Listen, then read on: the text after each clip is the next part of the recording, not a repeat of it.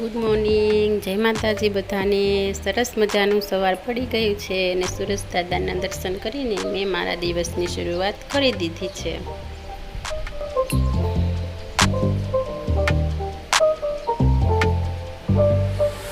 એકદમ સરસ વાતાવરણ છે।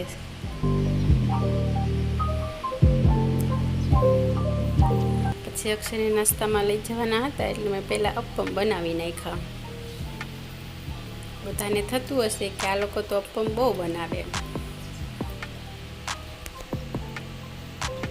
નીલના પણ ફેવરિટ છે અને નીલના પપ્પાના પણ ફેવરિટ છે, એટલે અમારા ઘરે અઠવાડિયામાં 2 વાર તો અપ્પમ બની જ જાય અને વધારે વાર બને તોય પણ ના નહીં।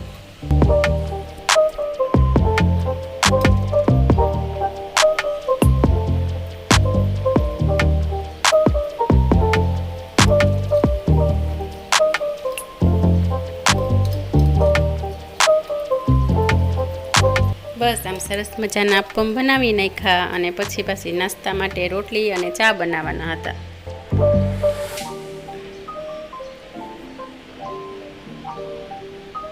બસ પછી નાસ્તામાં રોટલી અને ચા બનાવી નાખ્યા અને પછી અમે સરસ મજાનો નાસ્તો કરી લીધો અને અક્ષય તેની જોબ પર નીકળી ગયા અને ત્યાં તો ભાઈ પણ ઉઠી ગયા।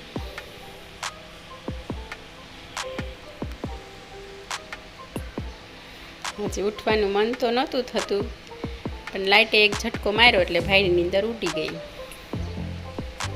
પછી એને નાસ્તો કરાવ્યો અને ત્યાં તો ભાઈ બહાર રમવા ઉપડી ગયા અને વળી હું બહાર ગઈ તો કે હવે બાબા લઈ જાઉં।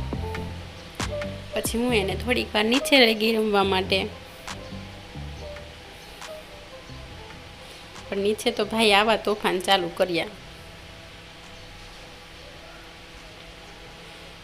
પછી અમે ઉપર આવી ગયા કેમ કે મારે આ જીરું સાફ કરવાનું હતું, પણ આ ભાઈ કાંઈ મને કરવા દે,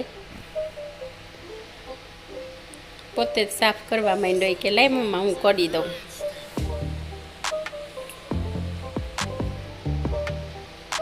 આ તો જીરું આખા ઘરમાં કરશે એવું લાગ્યું મને તો, એટલે પછી મેં ભાઈને આ આપી દીધું।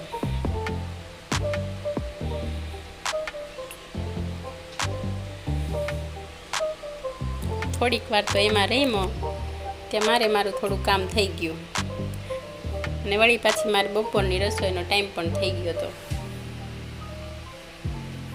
પછી આ બધું હંકેલું મૂક્યું અને વળી બપોરની રસોઈ બનાવી નાખી। બપોરમાં હતું ચોળી બટેટાનું શાક, રોટલી અને ઠંડી ઠંડી છાશ ને કેરીનો રસ, અને અમે બધાએ બપોરા પાણી કરી લીધા। પછી ભાઈને ધમારીને સૂવડાવી દીધા, પણ ઉઠીને તો પાછા આવા નાટક શરૂ કર્યા હતા।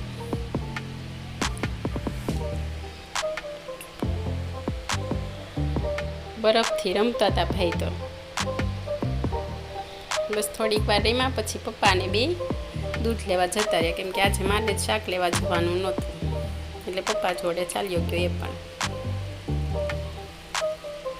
પછી મારે આજે જમવામાં ખાલી ખીચડી અને બપોરની વધેલી રોટલીનું શાક બનાવવાનું હતું, ડુંગળી ટમેટાં અને મરચાં નાખીને। બસ પછી તો મેં આજે સાદું ને સિમ્પલ જમવામાં બનાવી નાખ્યું અને અમે બધાએ જમી લીધું। જમવામાં જો ઠંડી ઠંડી છાશ તો હોય જ આપણે, અને વળી પછી એટલી ગરમી હતી તો જમીને પણ અમે બહાર નીકળી ગયા થોડોક ઠંડો પવન લેવા માટે, અને ભાઈને તો પવનમાં એટલી મજા આવી ગઈ કે વાત ન પૂછો।